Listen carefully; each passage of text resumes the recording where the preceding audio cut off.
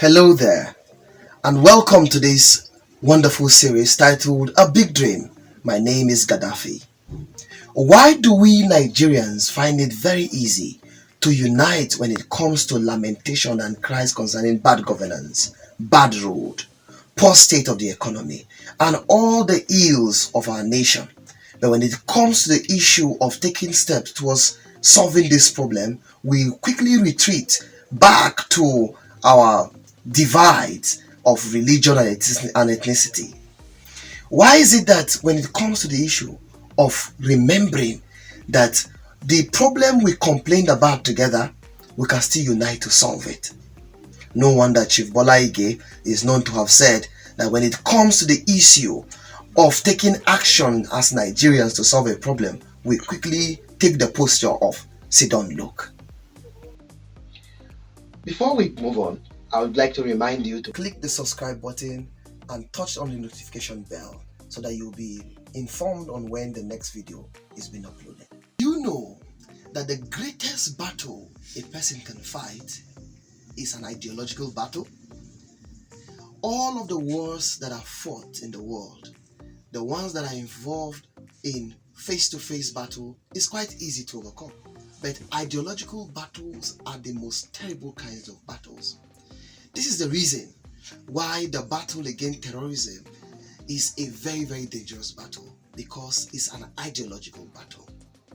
The battle against disunity that we are fighting, that we are intending to fight by this broadcast, is an ideological one, which is the reason why we will first have to remove the system that was built in our ideologies in order for us to move forward. Just to remind you that when anything concerns ideas, it is formed in the mind. It is not formed in the hands. So whatever the person does concerning what he has in his mind is only a reflex to what he's thinking.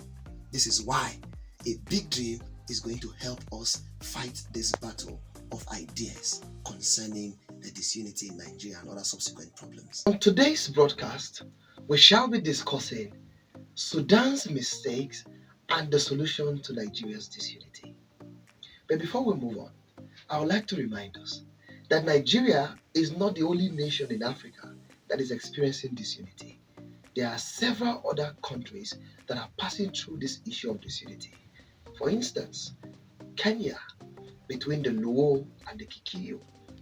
We have countries like Uganda, Tanzania, Rwanda in the past, and even presently, we have nations like Ghana, Sierra Leone, and Nigeria. So Nigeria is not the worst, neither is it the only nation in Africa that is experiencing the case of disunity. But we want to see how Nigeria as a big brother can set the pace for other nations that are disunited to create a footprint to show other nations how to solve the problem of disunity. We really need to unite, and we need to start with us, Nigerians and Nigeria. Moving ahead to the topic of the day, we shall be taking a look at how to resolve the problem of disunity in Nigeria. Firstly, we must understand the difference between unity and uniformity.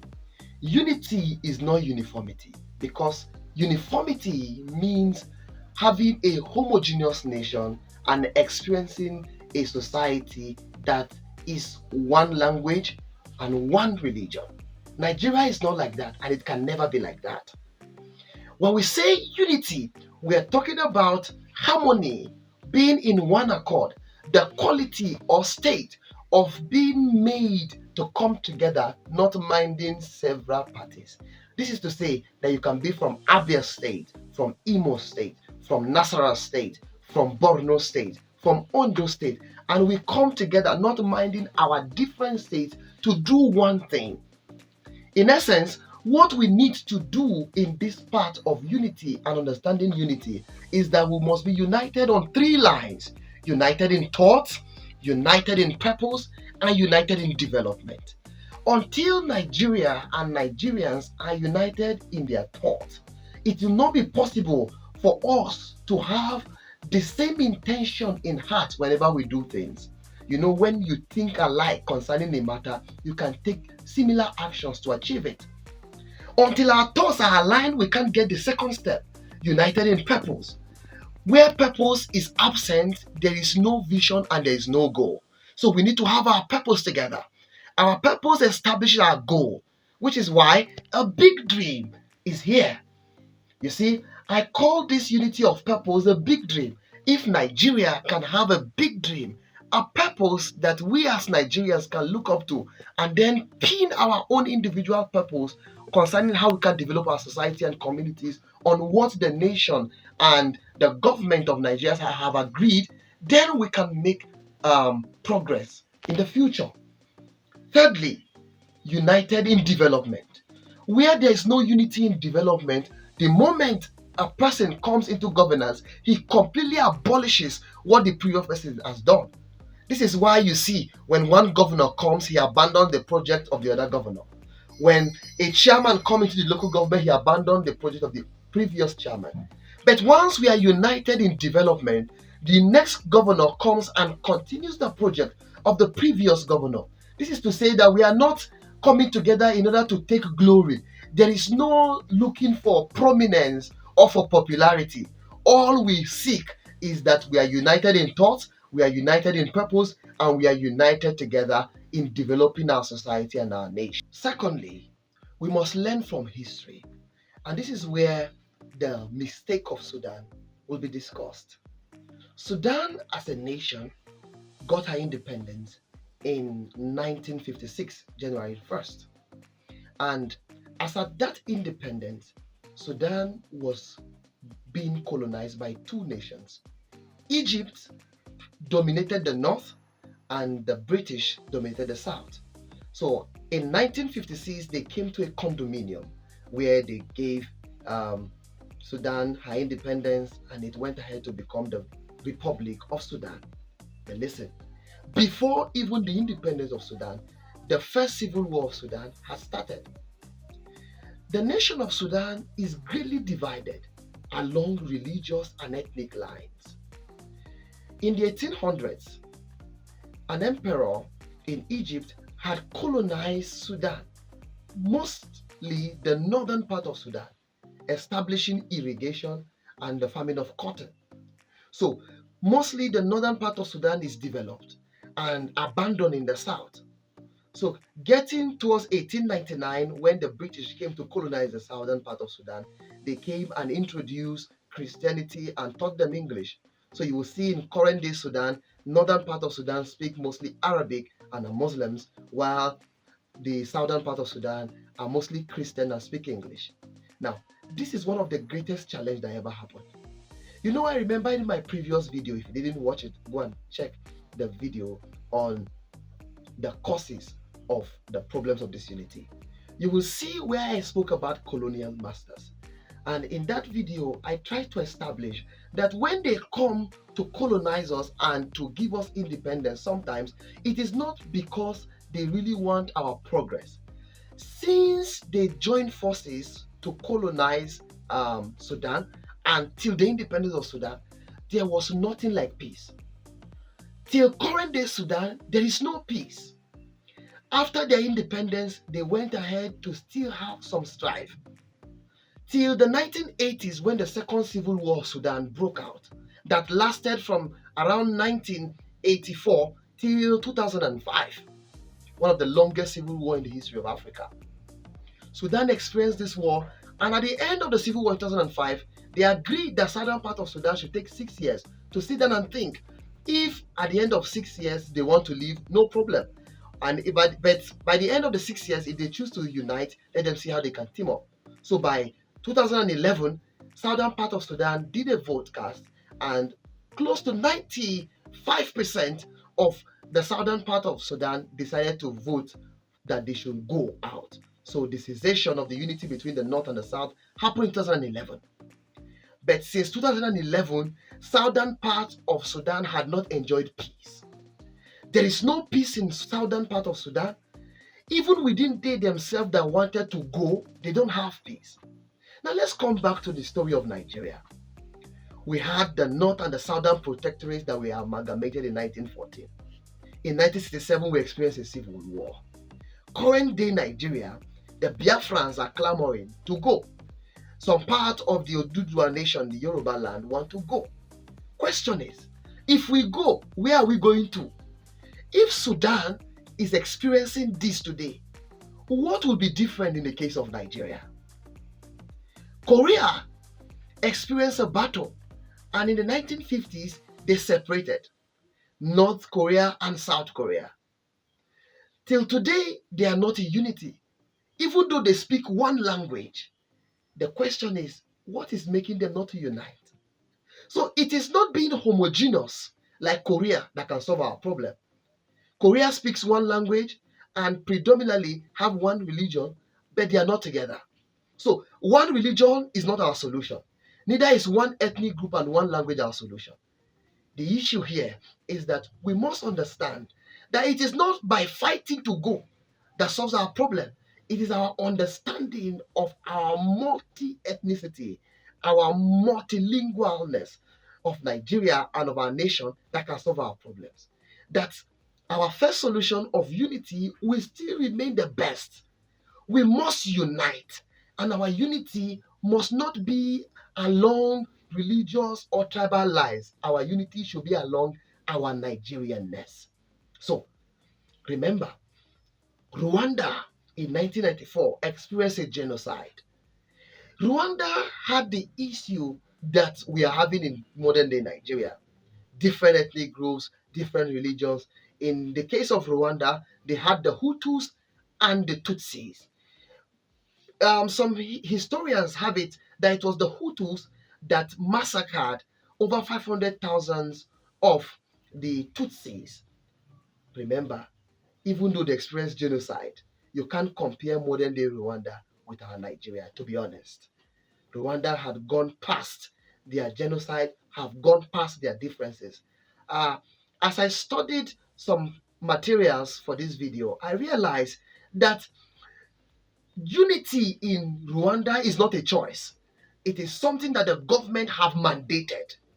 The government has set organizations, for instance, the NURC, the National Unity and Reconciliation Commission, to foster the unity of Rwandans. They establish civic education and conflict management and peace building. These are the structures that they set, and it is compulsory. And these members of this commission will go into the community to see if there is anybody or any religion or ethnic group that is trying to fight to disunite Rwandans. Nigeria can do this. Let's learn from these nations, their mistakes and their strength, in order to see how we can contribute to the unity of Nigeria. Thirdly, for us to unite, we must create our own political systems. Nigeria have carried and copied and pasted the politics and political systems of the West. We are independent. By implication, we can do what we want to do with our nation. We can sit down and decide what is the formula we will use in our political system. What should we do with our multiple states? What do we do with governing Nigeria? How do we solve the issue of tribal wars, communal clashes, and the issue of one part of Nigeria saying that they are being marginalized? How do we create a system that we can move forward? Even though America, the United States of America, was colonized by the British, at the time when they were getting their independence, they decided to create their own structure. They went pragmatic. They tried as much as possible to do things that will work and prosper the nation of USA. Why won't Nigeria do the same? We copy everything, try to do everything. Even currently, we try as much as possible to even dress like the West. Our political systems must, as much as possible, be indigenous and original to Nigeria.